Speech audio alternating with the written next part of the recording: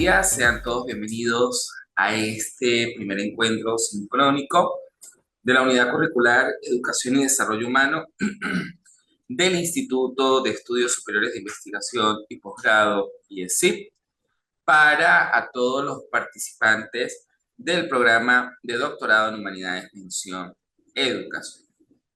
Quien les habla, el doctor Marco José Roa Méndez, quien será su facilitador en esta unidad curricular, donde nos vamos a encontrar para compartir experiencias, saberes, sapiencias sobre una unidad curricular hermosísima que nos permite adentrarnos en esa formación holística del sujeto, pero enmarcado también con todo lo que a nivel internacional, nacional, local, hacemos desde nuestras políticas públicas para abordar un área dentro del sistema de esta sociedad como lo es la educación, sabiendo que la educación es la columna vertebral que nos hace a nosotros seres humanos holísticos, integrales, justos, equitativos, y quiénes somos los responsables de poder abordarlo de esa manera tan interesante. Pues los maestros y las maestras,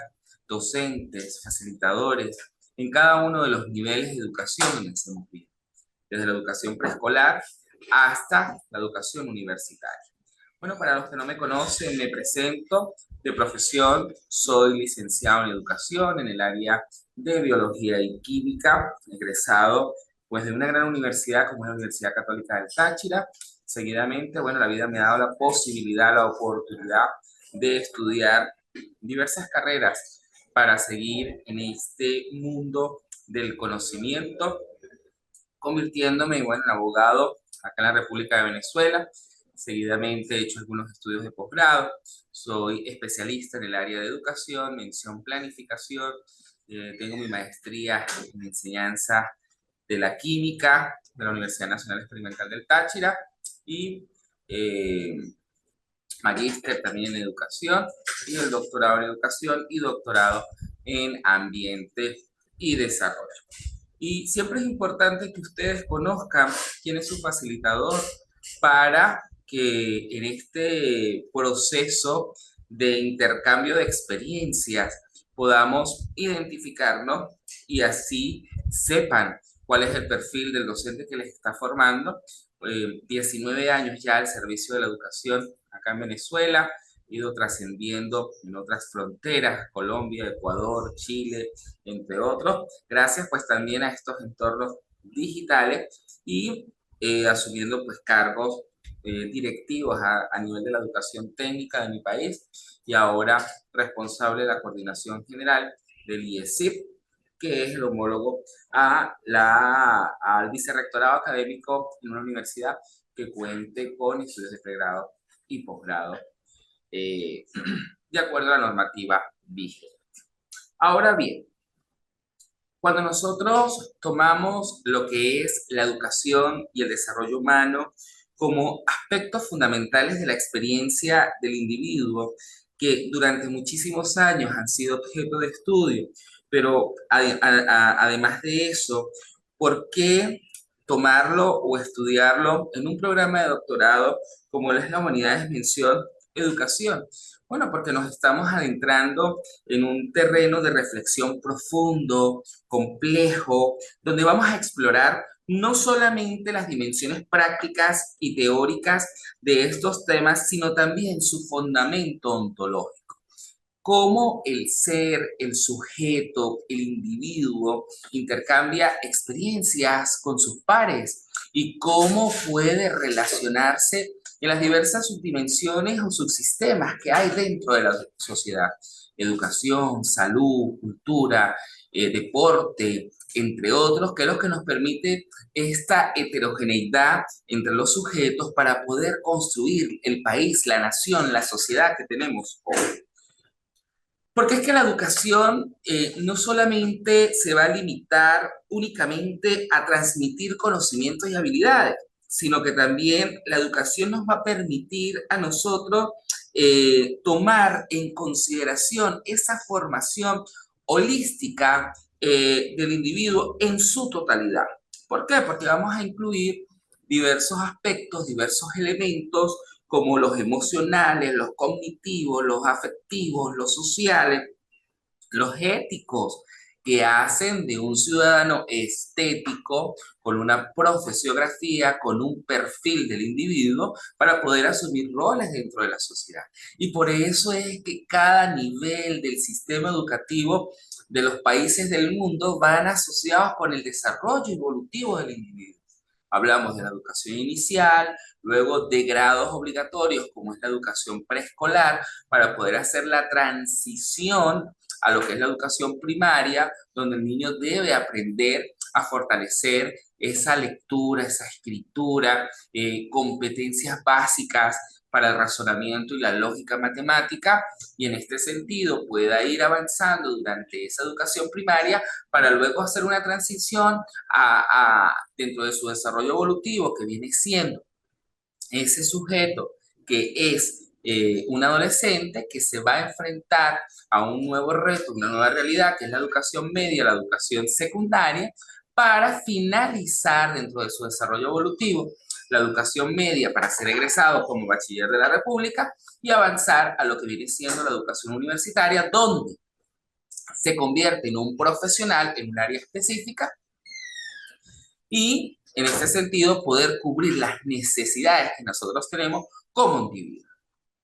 Y eso es parte del desarrollo humano, porque es que el desarrollo humano va hacia lo sostenible, hacia también lo sustentable, a cómo la educación influye allí, porque es que la educación no puede ser considerada como un proceso de manipulación de las mentes, sino que la educación tiene que ser considerada desde las políticas públicas, de las políticas educativas, como un proceso mediante el cual formamos ciudadanos para la vida. Y si nosotros revisamos nuestra Constitución de la República, ya sea la Constitución Política de Colombia o la Constitución de la República Bolivariana de Venezuela, señala que tenemos todos derecho a la educación, que todo o que el Estado debe garantizarnos una educación de calidad mediante políticas que se adapten a las necesidades del contexto.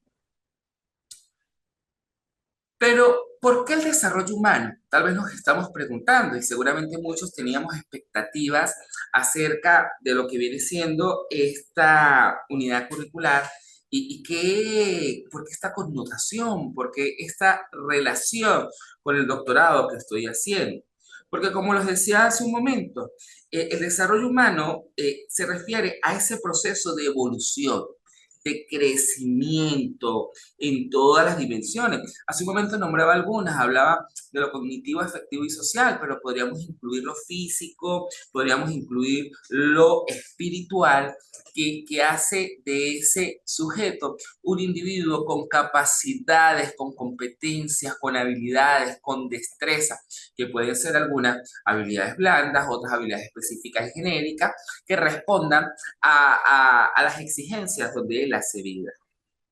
Entonces hoy vamos a conocer una asignatura donde quisiera pues también la participación activa de ustedes cuando se abra el debate, cuando vayamos a socializar diversos conceptos, preceptos teóricos que nos hablan a nosotros de la educación y el desarrollo humano, porque nos estamos enfrentando a, a esa profundidad, a esa trascendentalidad que tiene la naturaleza del individuo, el significado de la vida, pero también ese papel de la educación en la construcción de sujetos justos, de sujetos equitativos, porque venimos acostumbrados a escuchar dentro de las políticas públicas de que tenemos derecho a la igualdad, pero ¿por qué no el derecho a la equidad? Y no es una cuestión de poder nosotros seguir marcando diferencias entre las diversas razas, religiones, culturas, pero no todos tenemos acceso a los mismos servicios o, en su defecto, a la misma situación económica. Entonces, más que hablar de igualdad, es hablar de equidad, que el que más posibilidad tiene, sabemos que desde el punto de vista educativo debemos orientar más hacia la formación, tal vez a la actualización, pero el que tiene menos posibilidades, tenemos que en este sentido hablar de asequibilidad, de ese acceso a la educación con las garantías específicas que tiene responsabilidad el Estado. porque no estamos buscando solo a través de esta unidad curricular un conocimiento académico, sino buscamos contribuir hacia el bienestar y la realización de las personas en su máxima expresión. Entonces, en este sentido, la educación y el desarrollo humano nos invitan a explorar nuestra propia esencia, nos invita a conectarnos con lo más profundo de nuestro ser, nos desafía a repensar nuestras creencias, nuestros valores, a cuestionar nuestras suposiciones y a trascender en esos límites de nuestra comprensión, porque es un proceso, esta unidad curricular nos va a permitir indagar, descubrir, enunciar, encontrar esta oportunidad de crecer y también de evolucionar como sujetos activos de la sociedad, como corresponsables del proceso educativo, porque es que nosotros como docentes tenemos un gran compromiso. Siempre nos han dicho, los protagonistas son los niños, ¿sí? Ellos son protagonistas del proceso. Los protagonistas, los responsables son los directivos. Ajá, pero el docente es gestor del hecho educacional, porque el docente es el encargado de ese intercambio con familia, con escuela, con comunidad, con cada niño, con cada individuo, con cada sujeto, con particularidades específicas, con comportamientos distintos, con personalidades únicas, sabiendo que así como tenemos derecho a la educación, tenemos derecho al libre desarrollo de la personalidad, y es allí donde nosotros tenemos que generar planificaciones, planes educativos que respondan a esta realidad. Entonces, ya nos estamos sumergiendo en esta búsqueda de significados sobre lo que viene siendo la educación y el desarrollo humano con una intención de instar, de aspirar a la excelencia, a buscar la verdad, a fortalecer la sabiduría y a poder promover la dignidad de las personas.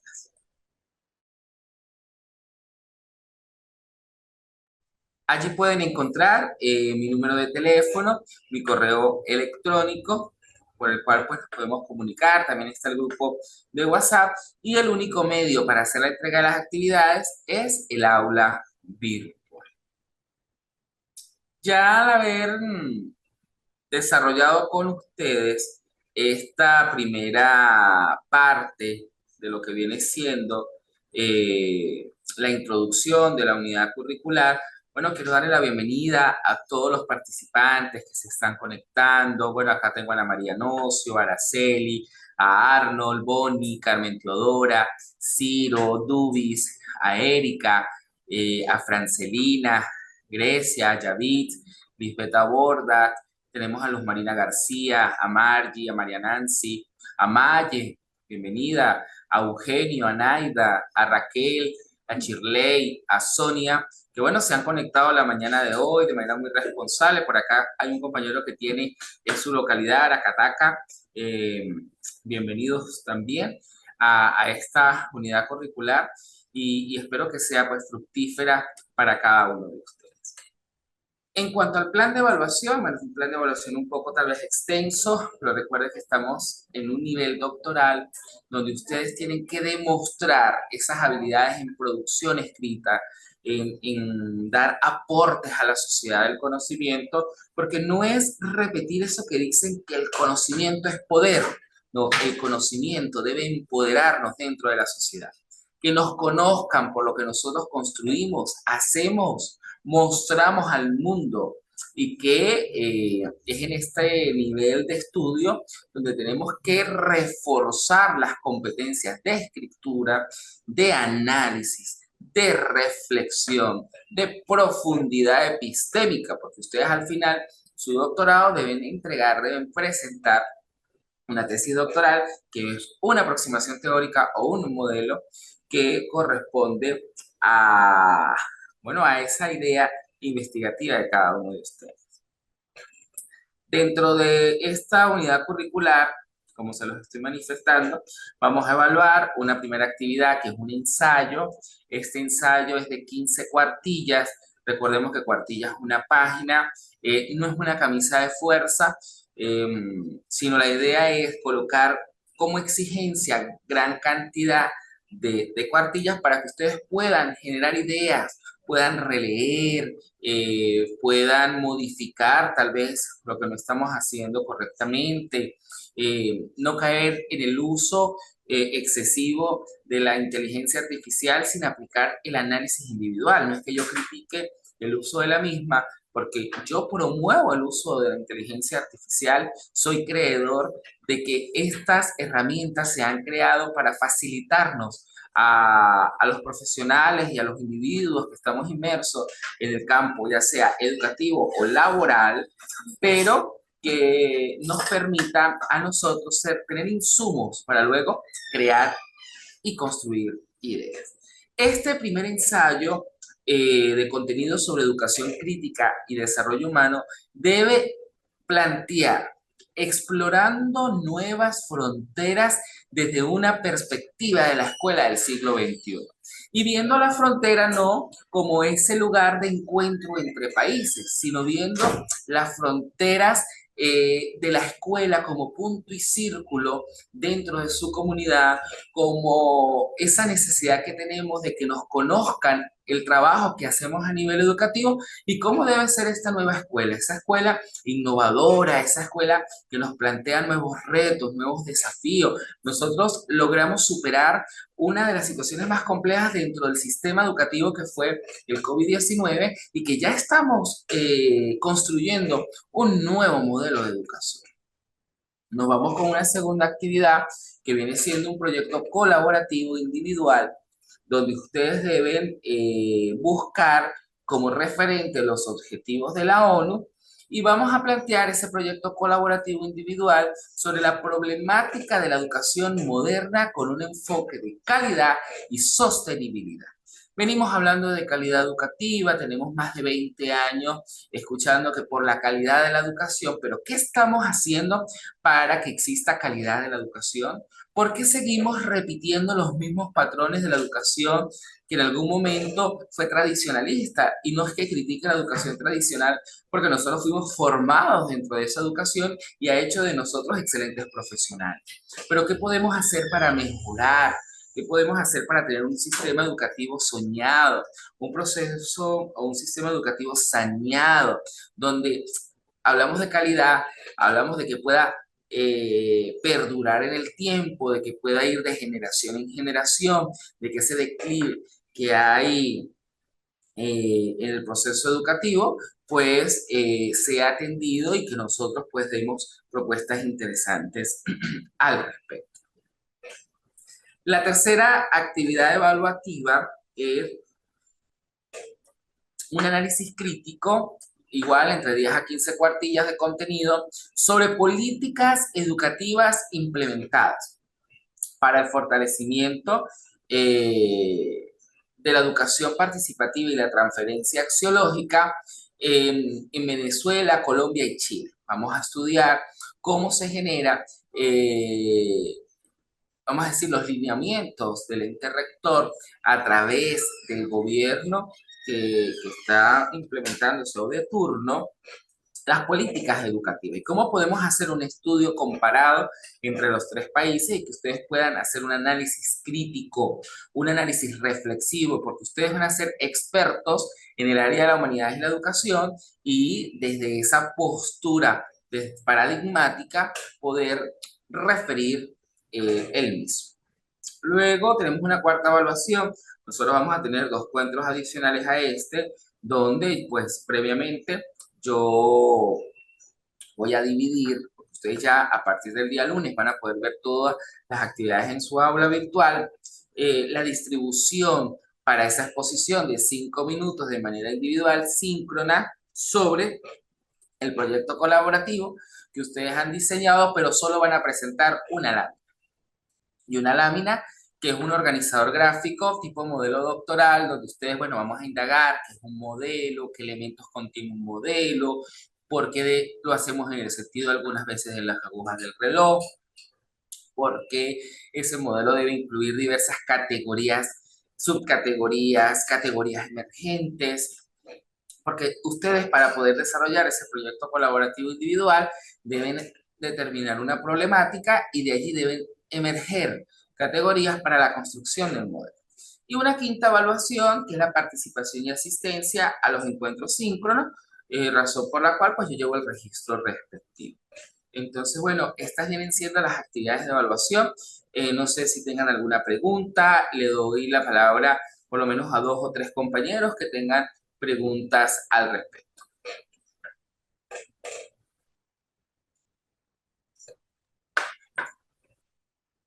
Profe, disculpen, Sí, buenos eh, días, Arnold. ¿cómo están todos? Buenos días para todos. Eh, Excelente, esos, bienvenido. esos trabajos, ¿cuánto tiempo tenemos nosotros para organizar todo? Son 4 actividades.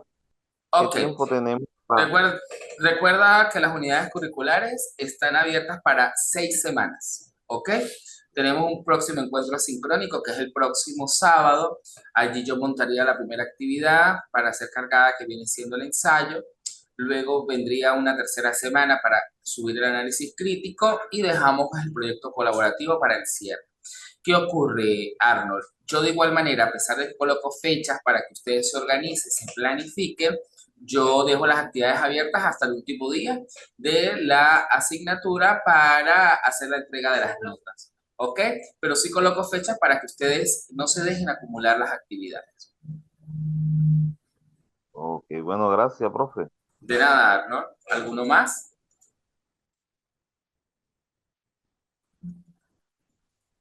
Buenos días, doctor Bonilla Payares. Buenos días, Bonnie. Bienvenida. La pregunta es, bueno, usted dice que monta todas las actividades a la plataforma el día lunes y me imagino que también va a montar documentos donde podamos sustentar los trabajos, podamos guiarnos.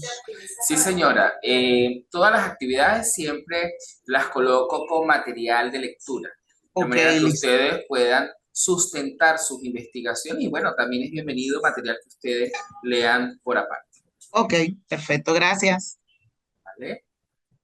¿Alguno más? Buenos días, doctor. Un Buenos, placer saludarlo y colegas, ¿cómo han estado? buenos días, Farley, ¿sí?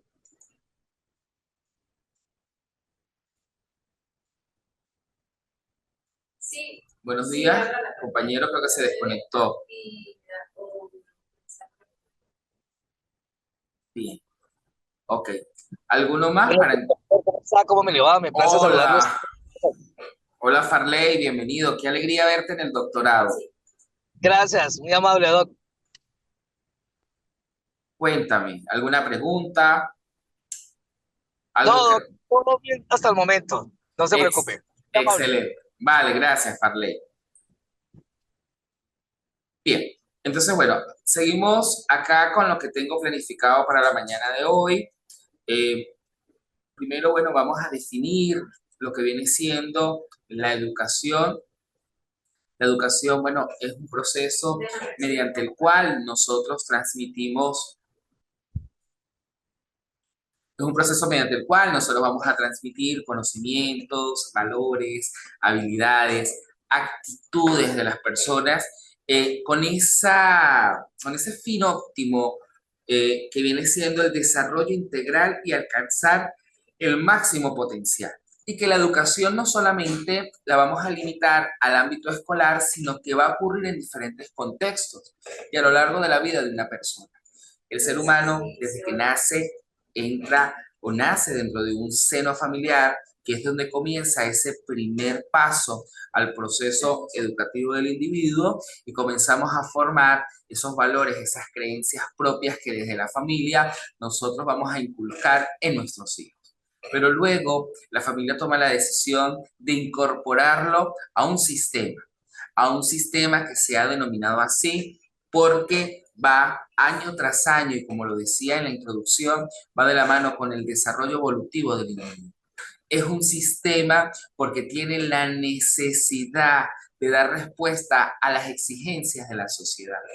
Es un sistema porque necesita ir fortaleciendo las habilidades y las destrezas de acuerdo a la edad, pero también a cómo el individuo se va comportando a cada una de esas actividades planificadas por el docente. Se convierte en un sistema porque hay un proceso de entrada, de adaptación, de asimilación, de reconocimiento, viene un desarrollo durante muchísimos años dentro del sistema educativo del país y hay una salida para que él egrese y se enfrente al campo laboral. Esa es la educación. La educación no debe confundirse con la instrucción, son dos cosas totalmente diferentes. Una cosa es educar, otra cosa es instruir. Y cuando nosotros educamos, lo hacemos de manera holística, de manera íntegra. Pero, ¿qué es el desarrollo humano? El desarrollo humano se refiere a ese proceso de crecimiento, de evolución, de realización de potencialidades del individuo a lo largo de su vida. Porque no se comporta igual un niño de educación inicial a un adolescente en la educación media o a un adulto en la educación universitaria. Pero si vemos cómo podemos ver los modelos educativos de acuerdo al desarrollo evolutivo, cuando nosotros hablamos de la paidogogía, cuando hablamos de la edegogía para los adolescentes, o hablamos de la andragogía para esa educación del adulto, o de la gerontología, cuando hablamos del adulto mayor, nos vamos viendo de cómo él evoluciona y cómo incluye aspectos físicos, emocionales, sociales, intelectuales, espirituales y que también van en correspondencia con factores biológicos, culturales, sociales y ambientales. Porque no se comporta igual el niño del centro de Bogotá al niño que es de la costa colombiana. Son contextos que influyen de manera distinta y que es allí donde el currículo educativo debe ser lugarizado, contextualizado, donde los maestros no tenemos que repetir la cartilla que nos da el ente rector de que es una repetición de contenidos, sino es ir adaptando esos contenidos y que la educación y el desarrollo humano, cuando nosotros la trabajamos de manera interdisciplinaria, sabemos que el fin último es la educación holística, la educación integral. Pero ¿cuáles son esos objetivos del desarrollo humano? Primero, debemos buscar mejorar el acceso a educación de calidad y oportunidades de aprendizaje a lo largo de toda la vida. Por eso yo hace un momento comentaba de que debemos hablar de una sociedad justa y equitativa. Cuando hay equidad y hay justicia, podemos nosotros garantizar una educación de calidad. Porque no es masificar la educación, no es entregar dentro de la política educativa cientos y cientos de computadores o de recursos tecnológicos. Bien, eso nos ayuda a nosotros a favorecer la práctica educativa en la escuela, en la universidad, en el liceo, en la escuela técnica o en la institución educativa donde laboramos, porque se están masificando las políticas educativas. Pero realmente el docente está preparado para poder incorporar esa política a su práctica diaria. ¿Será que el docente anterior a ello le explicaron cuál es la finalidad de esas herramientas tecnológicas dentro de la escuela? ¿Será que nos han explicado cómo hacer planes integrales para incorporar dicha estrategia utilizada por el Estado para masificar la educación? Porque efectivamente los objetivos del desarrollo humano deben trascender, deben ir más allá, porque nosotros aquí hablamos de garantías, como por ejemplo el garantizar el acceso a servicios de salud adecuados y promover estilos de vida saludables. Porque en la escuela a nosotros nos dicen, tienen derecho a la salud, pero ¿cómo existe esa correspondencia de un subsistema y otro para garantizar un acceso al servicio de una salud adecuada donde cada uno de los individuos tengan las condiciones óptimas para ingresar a la escuela? Donde fomentemos, la igualdad de género, de que nosotros también sepamos de que a la escuela acuden hombres y mujeres. Pero en este sentido, cuando hablamos de género, ¿cómo se identifica también ese sujeto dentro de la escuela? ¿Será que las universidades estamos preparadas para la inclusión social cuando tenemos sujetos que pertenecen a comunidades como la LGBTIQ+, por ejemplo? Cuando tenemos estudiantes o sujetos con condiciones especiales que en ocasiones las instituciones no están preparadas para su atención individual, porque se requiere de un tutor, se requiere de un acompañamiento continuo, porque tal vez a veces las universidades no nos forman a nosotros para atender a un estudiante con educación especial y el decir es que se encargue el especialista. No, todos estamos haciendo educación y como encargados de ser garantes de esa equidad, de esa inclusión, de esa participación ciudadana, vamos a asegurar lo que es la igualdad de oportunidades para todos. Porque la educación y el desarrollo humano nos debe impulsar hacia el desarrollo económico y sostenible, a ese desarrollo equitativo que beneficia a todas las personas y comunidades.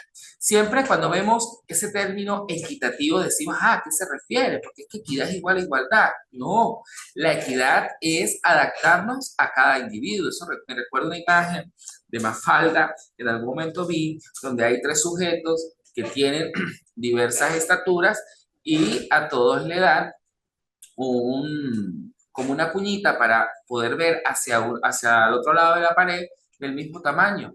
Y como dicen, esto es igualdad. Cuando se levanta el sujeto alto, pues tiene mayor visibilidad. El que es un poco más bajo sigue teniendo visibilidad, pero el que es muy bajo, a pesar de tener la cuñita, no tiene visibilidad. No hay un horizonte claro de lo que va a ocurrir. Eso sucede cuando las políticas solo se limitan a promover el derecho a la igualdad, pero cuando lo hacemos de manera equitativa y entregamos una cuña, dependiendo de la necesidad específica, una más alta que la otra, para que cada uno de los individuos o sujetos puedan tener acceso, visibilidad a ese horizonte que la sociedad les presenta. Y seguramente, si nosotros realmente impulsamos ese desarrollo equitativo y sostenible, vamos a utilizar recursos, tanto de tiempo como recursos económicos, que van a beneficiar a todas las personas y comunidades. Porque es que la educación y el desarrollo humano nos invita a proteger también el medio ambiente, a promover el uso sostenible de los recursos naturales. Venimos escuchando, yo recuerdo, yo estudié educación primaria y me hablaban de que la capa de ozono tenía un deterioro de tanto porcentaje, porque el agujero, y era lo que me repetían mis maestros, pero realmente estamos generando campañas de sensibilización donde esta generación y las nuevas generaciones puedan brindar un ambiente con recursos naturales para las generaciones futuras. ¿Será que cada día nosotros con la contaminación ambiental estamos acortando nuestro tiempo de vida en el planeta Tierra? Porque estamos hablando de cuánto debe perdurar la especie. Y cuando nosotros hablamos de perdurar la especie, es la escuela la encargada de hacer políticas, campañas educativas para la protección del ambiente y promover el uso sostenible de los recursos naturales. Porque mientras tengamos acceso a los recursos naturales, como sociedad podemos tener garantía de la salud, de la educación, entre otros.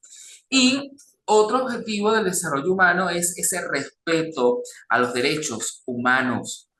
Los derechos son irrenunciables. Los derechos son específicos para el individuo, sin discriminación alguna. Y para eso existen acuerdos que son aprobados también por cada uno de nosotros, como en este caso las constituciones de la República, dependiendo de tanta participación que nos pueda dar el Estado a través de su gobierno, nosotros somos dignos y como somos dignos tenemos derechos humanos sin discriminación. Pero la educación para el desarrollo es un enfoque educativo, como lo dice acá, que nos busca promover lo sostenible, lo equitativo y lo justo, pero tanto a nivel individual como a nivel colectivo, porque tiene diversas características. 1, el enfoque holístico. 2, la orientación hacia la acción. 3, esa dimensión educativa y formativa, la interdisciplinariedad y ese enfoque crítico y reflexivo, sabiendo que lo holístico es esa interconexión entre diversos aspectos para la formación integral del sujeto, donde se abordan aspectos sociales, económicos, ambientales y culturales de su desarrollo. Pero cuando nosotros orientamos hacia la acción, estamos promoviendo la participación activa de las personas, pero buscando soluciones a sus problemas de cualquier índole, porque buscamos el empoderamiento y la ciudadanía activa. Esto me hace recordar una experiencia que tuve en mi vida laboral cuando trabajé para proyectos de emergencia aquí con las organizaciones no gubernamentales. Tuve una experiencia de trabajar para un proyecto en el Comité Internacional para el Desarrollo de los Pueblos, CHIS, que es una organización de cooperación internacional italiana, que en momentos de crisis que se vivieron en Venezuela, ellos pues tenían como donantes fondos de las Naciones Unidas, como en este caso lo es UNICEF, y teníamos proyectos en frontera. Y en esos proyectos de frontera se buscaba que la educación para el desarrollo era empoderar a las comunidades. ¿Cuál es la estrategia de salida que en el momento en que la organización no gubernamental o el comité o el fondo salga de esa comunidad pueda brindarle a la comunidad un empoderamiento, una ciudadanía activa para que ellos puedan vivir de ello? Entonces, lo primero que buscábamos era una estrategia fenomenal que planteaba el CHIS en su momento, y bueno, me tomo el espacio para citarlo, que era el modelo de vivienda saludable, donde nosotros a través de 7 tópicos formábamos a esas familias dentro de la comunidad para que ellos, siendo la educación el centro, sea un espacio de transmisión, no solo de conocimientos, sino de habilidades, de valores que promovieran en estas comunidades el desarrollo sostenible, pero mediante la innovación y la participación. Entonces, ¿qué ocurría allí? La comunidad, luego de que aplicaba el modelo de vivienda saludable en sus casas, en su familia, logramos que ellas interconectaran entre familias dentro de la comunidad y generaran proyectos sostenibles para su comunidad. Y que fuera un proceso de empoderamiento no solamente para tener recursos económicos, sino para que realmente existiera desde la interdisciplinariedad ese enfoque holístico.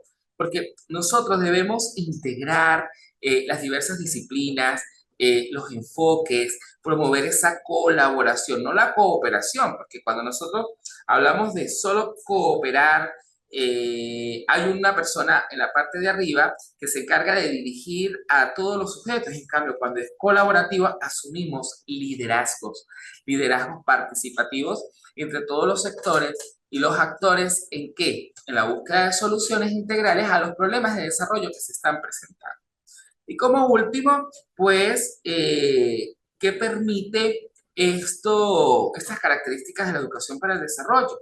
Promover el pensamiento crítico, la reflexión, el debate, la toma de decisiones, que ese debate que hay sobre las causas estructurales de la desigualdad, de la pobreza, de la exclusión, busquemos transformaciones sociales y políticas para poder lograr este desarrollo.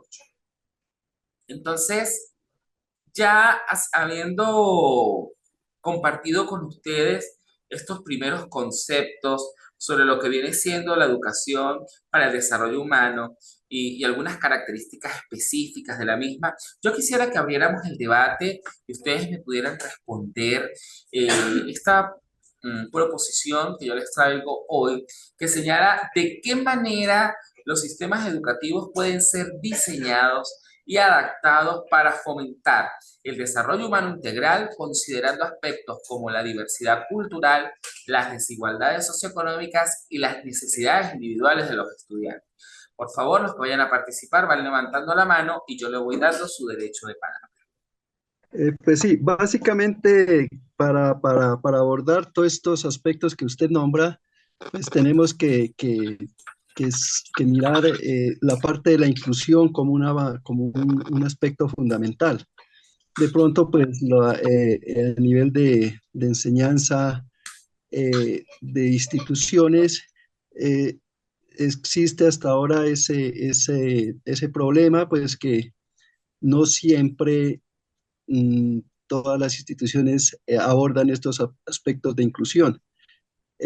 Los que hacemos parte de las instituciones como tales, como los que damos los conocimientos, pues somos los educadores.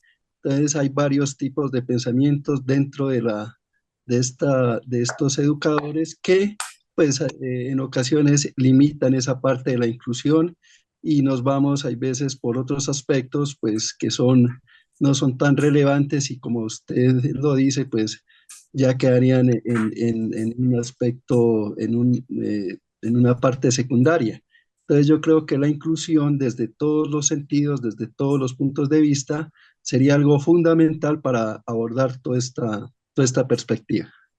Muchísimas gracias, Ciro. Sí, efectivamente, la inclusión se convierte en un elemento trascendental en la construcción de las políticas educativas. Debemos considerar, reconocer a la persona desde la individualidad. No estamos exentos de tener estudiantes con diversas características.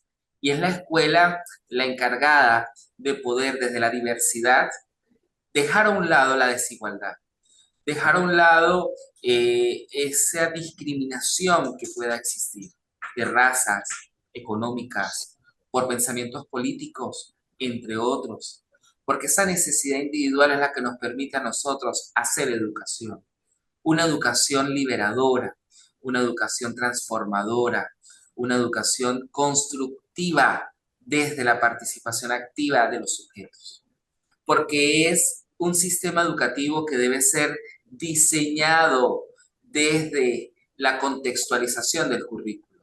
Bien, el Ministerio de Educación Nacional nos dice a nosotros, estas son las líneas, pero el rector, el director, el coordinador institucional tiene la responsabilidad de adaptarlo a su contexto, a su realidad.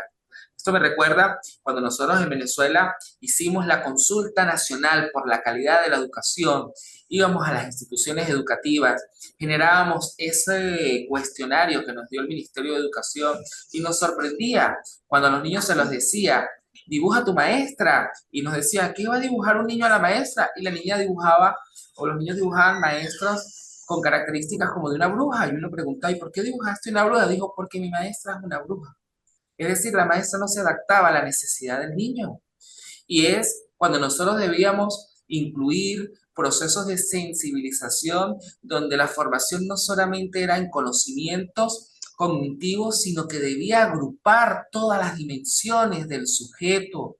Y ahí es cuando nosotros hablamos de esa dimensión ontológica del ser, con todos sus elementos en la sociedad en la cual hace vida.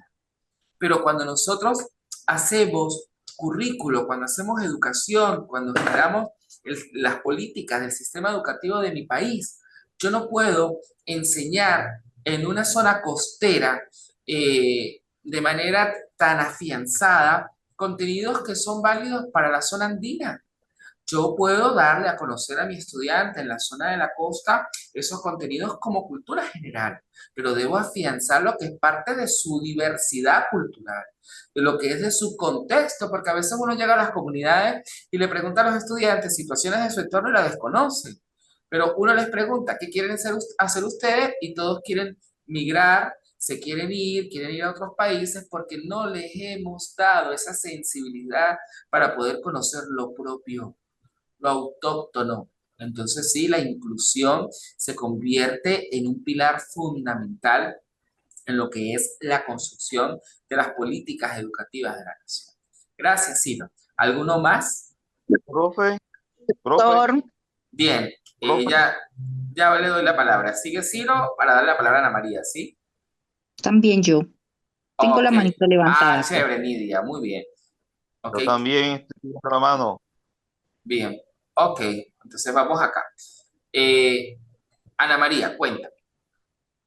Pues mi concepto es que debemos de implementar en las instituciones el modelo holístico que reúne todo eso, lo social, lo cultural, o sea, reúne todo ahí. Se trabaja en esa forma en las instituciones y ahí vamos generando cambios porque estamos con la sociedad, sea cual sea, y teniendo en cuenta el lugar donde trabajamos. La mayoría de nosotros trabajamos en lugares rurales y también tiene en cuenta la inclusión. El modelo holístico y escuchándolo usted y tratando de leer un poco una vez, pues me doy cuenta que reúne todo eso, o sea, todo se trabaja en un solo contexto. Gracias, Ana María. Sí, Profe, efectivamente. Bien, ¿quién me Profe, dice, profe? Arnold, Ok, Arnold, cuéntame. para mí, las instituciones deben tener un currículo flexible e inclusivo. ¿Cómo así? Incluir contenidos que sean relevantes para la realidad de los estudiantes. También integrar el diseño universal para el aprendizaje, el DUA, para atender los diferentes estilos de aprendizaje y ofrecer opciones y vías académicas ajustadas al interés de los estudiantes, de los individuos. Porque es que el sistema educativo debe promover las necesidades de los estudiantes, eh, debe implementar currículos adaptables que respeten la diversidad, la cultura, la parte lingüística y las capacidades de esos estudiantes que tenemos actualmente. Ahora mismo los estudiantes no quieren estudiar porque se les hace más fácil ser TikToker, YouTuber, eh, y uno debe ir como que adaptando esas necesidades porque ya tenemos otras generaciones diferentes. Mi apreciación sobre este tema. Gracias, Arnold. Bueno, con base a lo que decía Ana María y Arnold, efectivamente ese modelo holístico y esa flexibilidad curricular que debe existir dentro del sistema educativo del país nos permite centrarnos en permitir que los estudiantes puedan tener también un mayor control sobre su propio aprendizaje.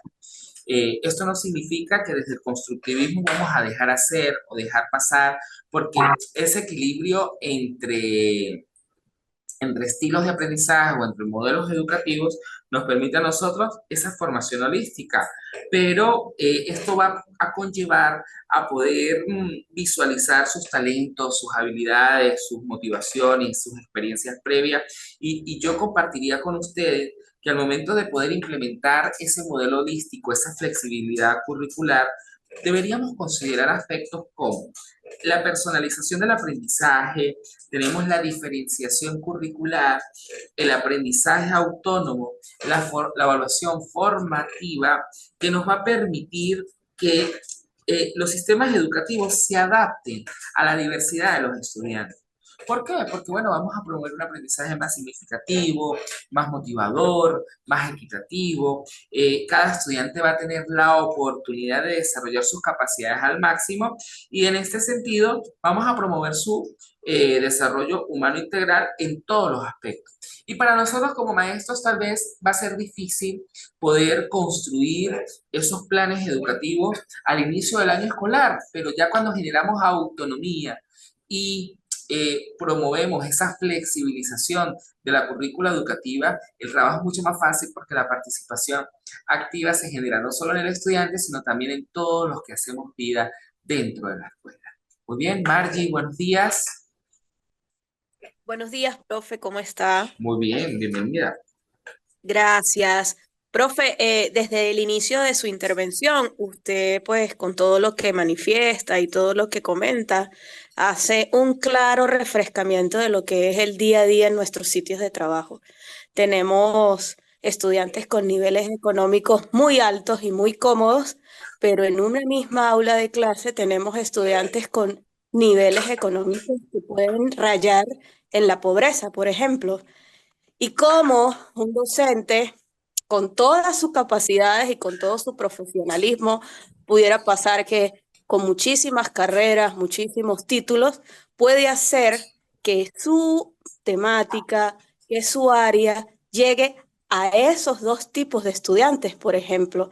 Y cómo hacerlo, pues está justamente en ese docente, en su conciencia profesional y cómo, por supuesto, retener en el aula de clase sea su objetivo, ¿no? Creo que eso es lo fundamental y más allá del sistema educativo es la conciencia que pueda tener el docente para poder mantener a sus estudiantes allí, porque hay tantas cosas que están influyendo lo hablo desde el punto de vista de Venezuela, por ejemplo. En Venezuela tenemos situaciones en que cómo mantenemos a un niño en el aula si sus padres están emigrando, por ejemplo. Aun cuando él tiene esa necesidad de participar en un aula de clase con un profesor, pues tiene una necesidad completamente separada, que es lo familiar, y que tiene que separarse de un sistema educativo porque sencillamente su situación familiar obliga. Entonces, bueno, ¿cuál sería el objetivo en este caso del sistema más allá del docente?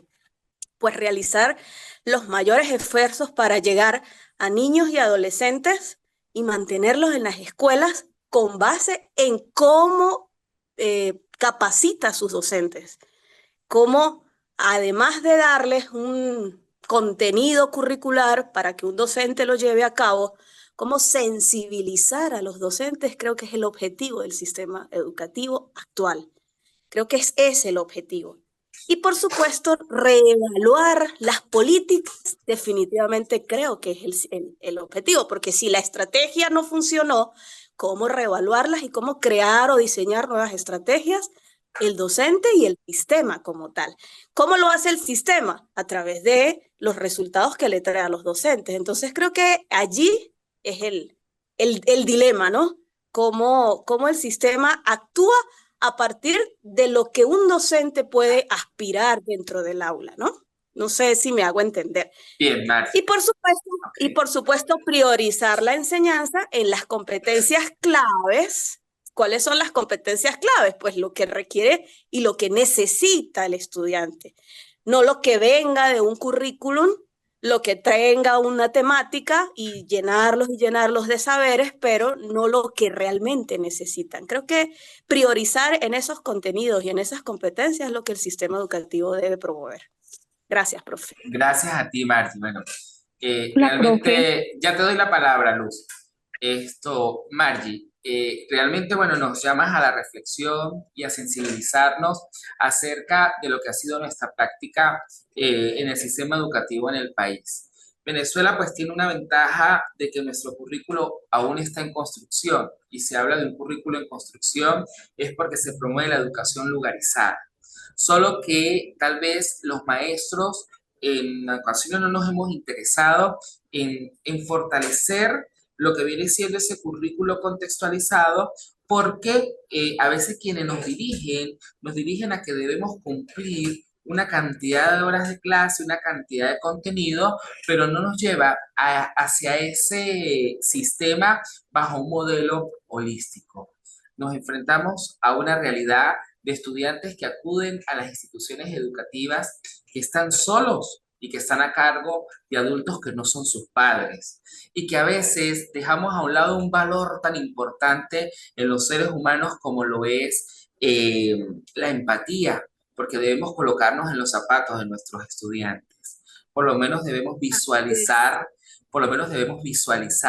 Margie, ¿qué pasaría si no fuera mi estudiante, si no fuera yo, o si fuera mi hijo, o si fuera mi sobrino? En ese momento en que hagamos esta visualización, vamos a tener docentes no solo comprometidos, porque el hecho de acudir a la escuela con la realidad que se vive en el país, el docente tiene compromiso, pero es sensibilizarlo a que nosotros hacemos una labor desde la mística y la vocación al servicio. Me hace recordar, yo después de 9 años de servicio volví al aula de clase en educación media.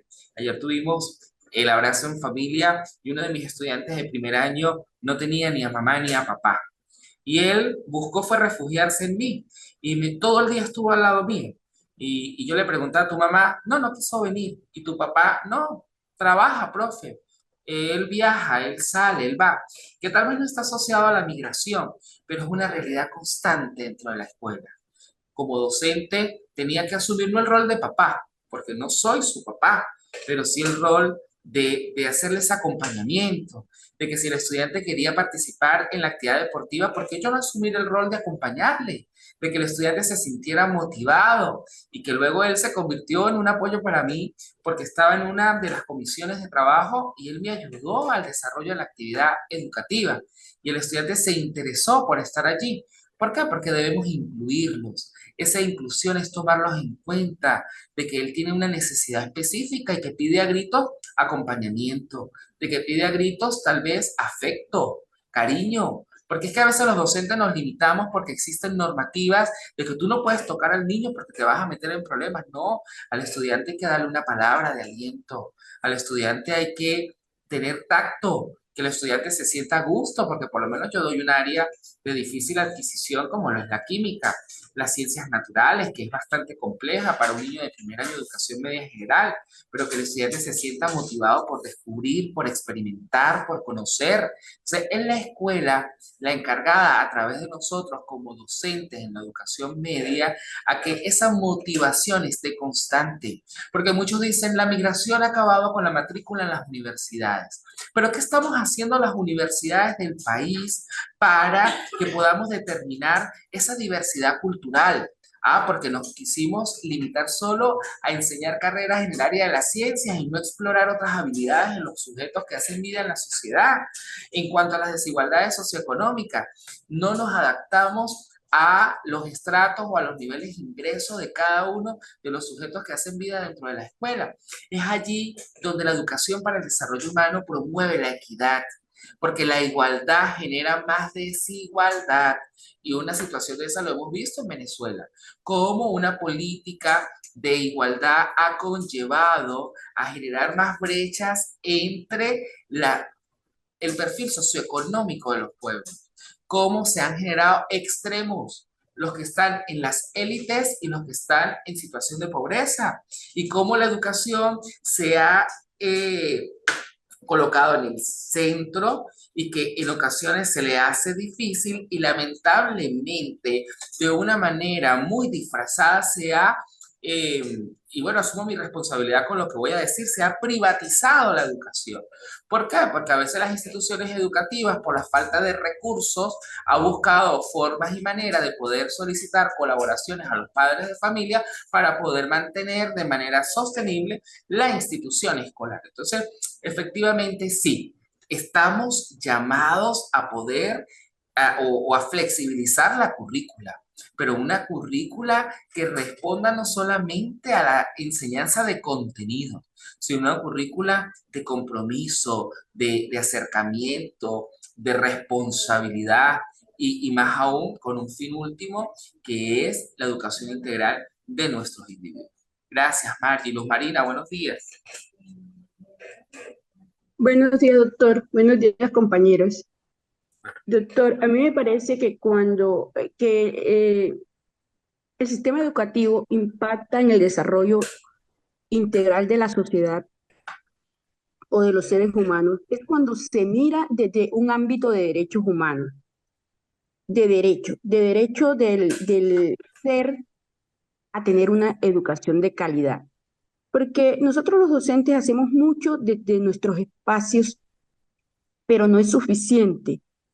No es suficiente cuando las políticas educativas se dictan desde un escritorio con un aire acondicionado, con un ambiente diferente a donde van esas, a donde llegan esas políticas en el caso de lugares de temperaturas de, no sé, de 30 a 34 grados, con hacinamiento.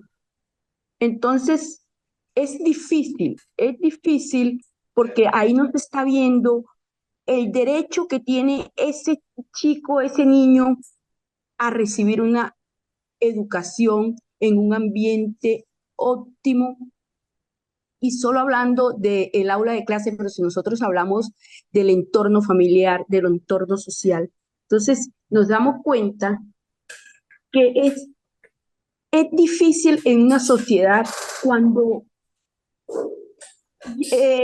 implementar, por ejemplo, los pilares de la educación, que es uno de ellos aprender a vivir juntos.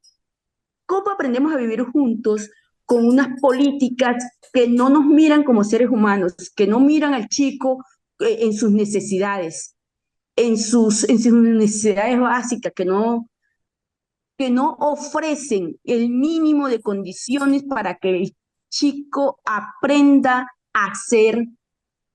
a a conocer, hablamos de educación inclusiva, por ejemplo, y de igualdad, pero es que nosotros necesitamos equidad, nosotros necesitamos es que el que más necesita sea al que más se le dé para que pueda superar esas condiciones y llegar a ser, a ser y a impactar o a incluirse en esa sociedad que tanto necesita eh, seres humanos sensibles. Mientras esa cadena no se rompa, vamos a tener nosotros los docentes una carga donde nos dan o nos ofrecen una política educativa, pero no nos están dando las condiciones ni las herramientas y el desgaste que es nuestro. Esa es mi opinión y muchas gracias. Gracias a ti, Luz Marina. Bueno, efectivamente, quienes dirigen las políticas educativas, y hace un momento yo hacía una expresión tal vez un poco dura, ¿no? Han visto la educación como un proceso de manipulación de las mentes. Conviene aplicar políticas que me permitan a mí perpetuarme en el poder o llegar al poder. Y que en este sentido, mientras menos conocimiento tenga la población, es mucho más fácil manipularle y dominarle. Entonces, cuando se hablaba de esa pedagogía del oprimido, de ese sujeto crítico reflexivo o de esa educación liberadora, efectivamente partimos desde esa perspectiva, como tú lo decías, del derecho humano, porque es crucial que garanticemos un sistema educativo que respete y promueva los derechos de todos los individuos. Mira, independientemente de su origen, de su género, de su identidad, de su orientación sexual, de su religión, de su discapacidad u otras características personales. Porque es que el ámbito educativo debe adoptar un enfoque basado en los derechos humanos que implique, y tú lo decías, muy interesante lo que nos planteabas, Luz Marina, que implique asegurar que las personas tengan acceso a una educación de calidad, a una educación inclusiva, a una educación equitativa, pero con todos los recursos, porque es allí donde el Estado tiene la responsabilidad de otorgar los recursos no de manera igual, sino de manera equitativa, porque los recursos que una educación o que una institución necesita en el centro del país, donde la escuela está en buenas condiciones, no puede ser igual la partida a un estudiante o a una escuela, perdón, que está en una vereda donde la necesidad es mayor. Y para eso también debe existir control. ¿Quién recibe los recursos? ¿Cómo son administrados esos recursos? ¿Y qué se está haciendo para mejorar la calidad de la educación? Porque esto nos va a permitir a nosotros eliminar, Luz, y bueno, y a todos los compañeros, cualquier forma de discriminación, porque nos permite garantizar oportunidades para todos los que hacemos vida, no solo los estudiantes, también los docentes, también los padres de familia, también los señores en la comunidad, también las instituciones cercanas a mi institución escolar, porque la idea es de que las oportunidades sean para todos. Porque desde esa perspectiva, como lo decíamos, de los derechos humanos, es fundamental promover la participación activa de los estudiantes. Debemos fomentar, y hace un momento yo lo decía cuando Marty participaba, su autonomía, su capacidad de expresión, su toma de decisiones. Debemos eliminar esa tarima que existía en la escuela y que aún se sigue manteniendo desde un punto de vista no visual físicamente, pero nosotros seguimos creyendo que yo soy el docente y estoy por encima del estudiante. Y cuando ya nosotros creemos que estamos por encima de, porque nuestro grado tal vez de humildad es un poco bajo, no vamos a ser empáticos y no nos vamos a adaptar a esa necesidad o a esa individualidad. Porque debemos crear un ambiente escolar realmente que esté seguro, que sea respetuoso, donde podamos valorar la diversidad, donde podamos fomentar el diálogo, donde podamos conllevar, adicional a ello, a una cultura de paz, a una cultura de derechos humanos. Porque es importante que los sistemas educativos los desarrollemos con habilidades de pensamiento crítico, hace un momento lo decía, de empatía, de solidaridad, porque esa es la educación y el desarrollo humano. Una educación que tome o considere aspectos desde, como lo dice la pregunta, desde la diversidad cultural, desde las desigualdades económicas y de las necesidades individuales de los estudiantes. Porque nosotros tenemos que dar también habilidades para la resolución de conflictos, para tener una ciudadanía activa. ¿Qué nos va a permitir esto? Esto nos va a permitir a contribuir a una sociedad justa, democrática y nos permite visualizar a la educación como un derecho humano universal, accesible para todos, que promueva en este sentido la inclusión, la participación de todos los individuos sin importar sus condiciones.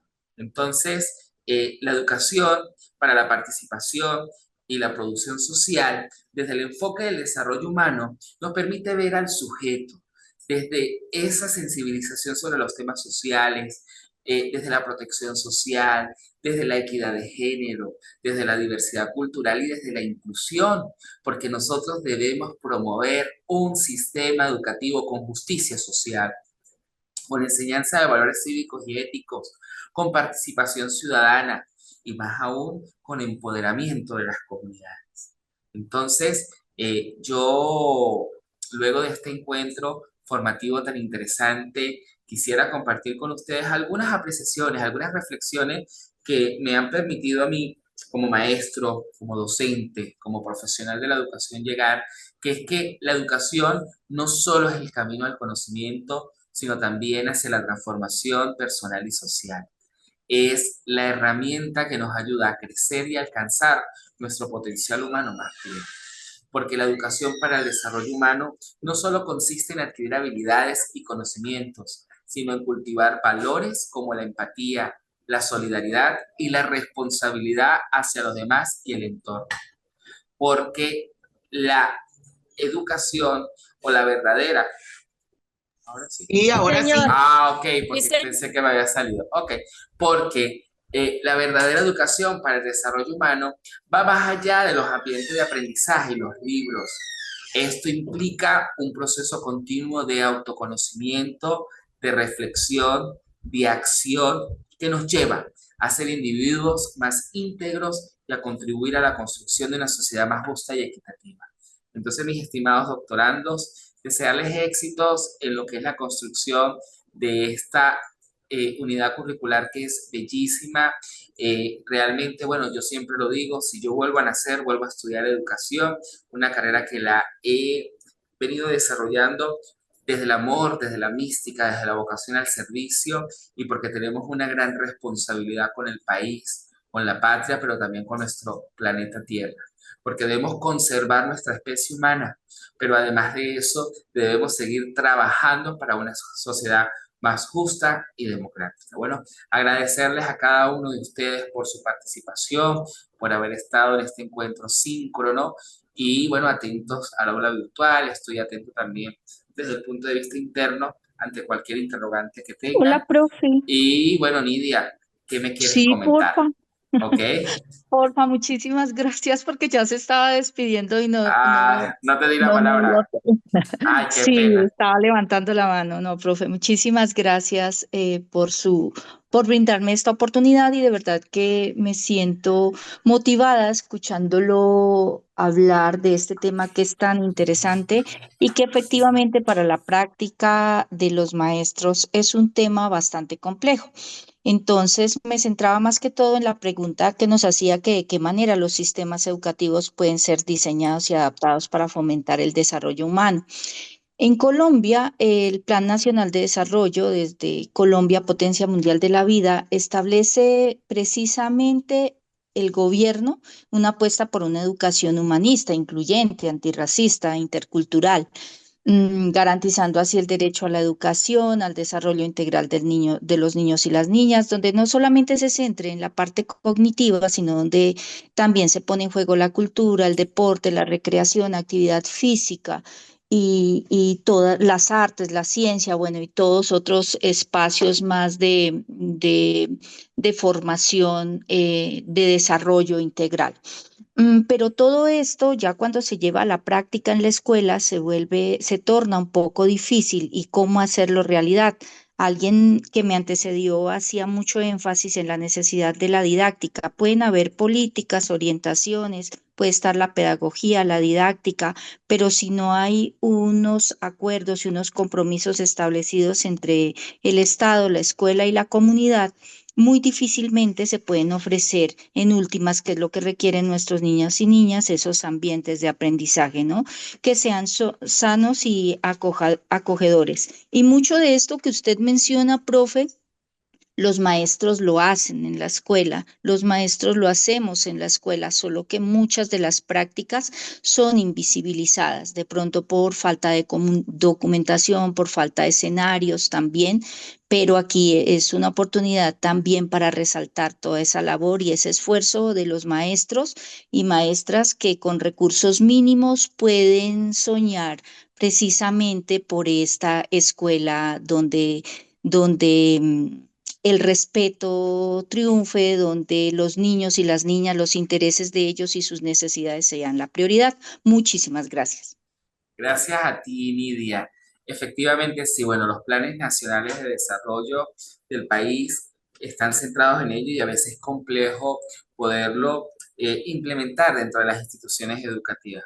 Me hiciste recordar el año pasado, en diciembre, fui invitado por la doctora Aurora a un encuentro nacional en la ciudad de Cali. Fui como representante de la educación en Venezuela, el Ministerio de Educación Nacional me invita a un encuentro de educación, ¿no? Y se discutía este tema de lo que viene siendo la inclusión educativa. Y a veces llegamos a la conclusión que los mismos grupos que mal llamados minoritarios, por sus características específicas o por sus condiciones, también discriminan a aquellos que no son parte de su grupo.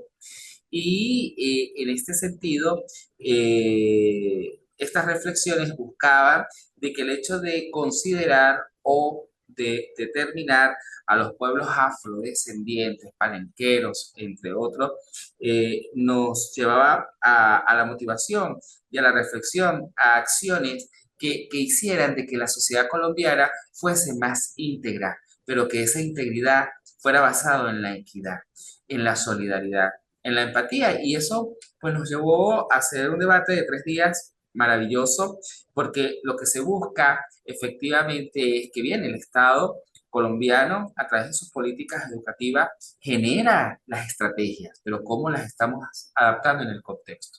Respuesta a ello, y yo lo decía desde la experiencia como educador en Venezuela, yo les decía, aquí lo que se necesita es una educación lugarizada, un currículo contextualizado, que se adapte a la realidad y en este sentido descentralizar más el proceso educativo.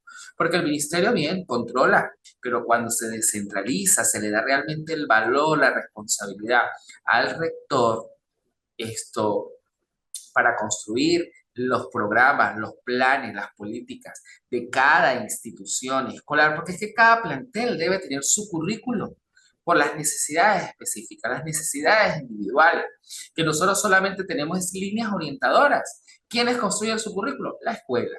¿Con la participación de quién? De todos. Mira, acá en Venezuela existe una resolución, que es la resolución 0,58, que es la de los consejos educativos, y que la importancia de esa resolución no es tener una sociedad de padres y representantes, o solo para pedir esto beneficio económico, sino esa resolución es para que cada comité pueda aportar en la construcción del proyecto educativo institucional y que a partir del PIC se pueda generar el proyecto de aprendizaje de cada ambiente de aprendizaje, de cada espacio educativo para que cada docente pueda aplicar la interdisciplinariedad del currículo y sea un proceso luego transcomplejo. Entonces, sí, tal vez se han dado los primeros pasos, pero nosotros tenemos la responsabilidad de seguir alzando la voz para una educación justa, democrática y equitativa. Luz Marina, volviste a levantar la mano, ¿querías comentar algo? Sí, doctor. Es algo, pues, ya al final de la clase que quizá no tenga nada que ver con el tema, pero sí, doctor, me preocupa y tal vez usted nos pueda servir de puente a mí en este caso, el trabajo de grado. En estos momentos, sí, en la tesis, doctor, en estos momentos esta cátedra que usted nos está ofreciendo es muy óptima para de pronto, en el caso mío, iniciar mi trabajo de grado y veo que hay temas interesantes y que me pueden ayudar, pero no tengo tutor, no tengo la vía para comenzar con este trabajo y no quiero dejarlo para después. Entonces, no sé en qué me puede usted orientar al respecto. Bien, Luz Marina, esa actividad del proyecto colaborativo puede ser una excelente iniciativa para empezar a construir o a dar las primeras pinceladas de tu tesis doctoral. ¿Por qué? Porque vas a identificar una problemática, ¿ok? Ya con esa problemática podemos definir qué vas a plantear a la sociedad del conocimiento para mejorar esta situación en el entorno donde haces vida. Entonces, luego podríamos reorientarlo hacia un modelo o hacia una aproximación teórica que permita identificarse contigo como doctorando, ¿ok? Entonces, ustedes pues también, no sé si ya han visto seminario de tesis doctoral, ustedes van a comenzar a ver seminario de tesis doctoral 1 y 2, allí pues se terminan de dar esas pinceladas, pero bueno, atento a la orden para poderle orientar o darle como esa luz para lo que va a ser tu idea investigativa. Recordemos que nosotros cuando hacemos la tesis doctoral, yo siempre le digo a mis estudiantes en seminario, el estado del arte nos permite a nosotros, es como un lienzo, tenemos una hoja en blanco y comenzamos a dar, vuelvo y le digo, pinceladas para luego tener un modelo que sea atractivo y que nos identifiquen en la sociedad científica como el constructor o el creador de esa posible teoría o en su defecto de ese modelo paradigmático que englobe los diversos presupuestos epistemológicos, ontológicos, filosóficos, axiológicos, nociológicos y metodológicos que son necesarios para la construcción de la tesis doctoral. Entonces, bueno, aquí todos estamos en esa dinámica constante de que ustedes ya vayan teniendo luz, la ruta a seguir para la construcción de lo que va a ser esa producción generativa. Entonces, bueno, agradecerles a cada uno de ustedes. Cualquier cosa, bueno, estoy atento a través del interno con mi número de teléfono personal y seguimos generando conocimiento. Entonces, bendiciones para todos. Nuevamente mi gratitud. Gracias por su participación activa y seguimos haciendo educación. Nuestro rector fundador, el doctor Javier Elías Méndez Márquez, bueno, hermano de mi madre, mi tío, y quien me dio esa tarea sin saberlo, que partió a otro mundo, a otra eternidad, nos invitó siempre a pastorear educación. Y aquí estamos nosotros para eso, para seguir pastoreando educación, porque somos YESIP, Ventanas al Conocimiento, y es una institución creada del Táchira para el mundo. Bueno, feliz y bendecido día para todos. Gracias, doctor, igualmente. Que tenga feliz día. Gracias. Feliz fin de semana a todos. Excelente clase. Gracias, mi doctor. Gracias. Muchas gracias, Gracias, Doc. Muy amable. Que esté muy bien. Hasta luego. Bendiciones.